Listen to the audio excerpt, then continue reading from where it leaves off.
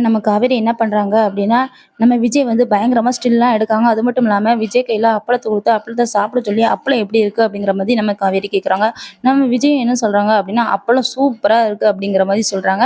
அது மட்டும் இல்லாம விஜய் எதுக்காண்டி நம்ம காவேரி ஃபோட்டோ எடுத்தாங்க அப்படின்னா, விளம்பரத்துக்காண்டி மட்டுமே நம்ம விஜய ஃபோட்டோ எடுத்திருப்பாங்க. இந்த விஷயம் வந்து நம்ம விஜய்க்கு தெரியவே தெரியாது. இன்னொரு பக்கம் நம்ம விஜய் வந்து வாக்கிங் போகும்போது பசங்கலாம் ஒரு மாரி பார்க்காங்க. "என்னடா இவனு ஒரு மாரி நம்மள பார்க்காங்களே!" அப்படின்னு சொல்லிட்டு நம்ம விஜய் வந்து போயிட்டே இருக்காரு.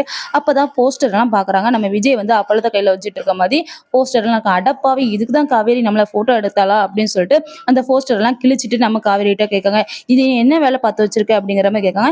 "எப்படி ஃபோட்டோலாம் எப்படி இருக்கு? மாஸா இருக்கா?" அப்படின்னு சொல்லிட்டு நம்ம காவேரி வந்து விஜய்ட்ட கேட்காங்க.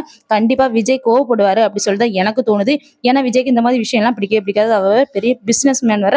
அவர் ஃபோட்டோவ இந்த மாரி அப்பள ஆடுக்குலாம் குடுத்து வச்சிருக்காளே அப்படின்னு சொல்லி நம்ம விஜய் வந்து காவேரிட்ட சண்டை போட வாய்ப்பு அதிகமாவே இருக்கு அப்படி சொல்லிட்டு நான் நினைக்கிறேன். நீங்க என்ன நினைக்கிறீங்க? உங்களுடைய கருத்த மறக்காம கமெண்ட் பாக்ஸ்ல கமெண்ட் பண்ணுங்க ஃப்ரெண்ட்ஸ்.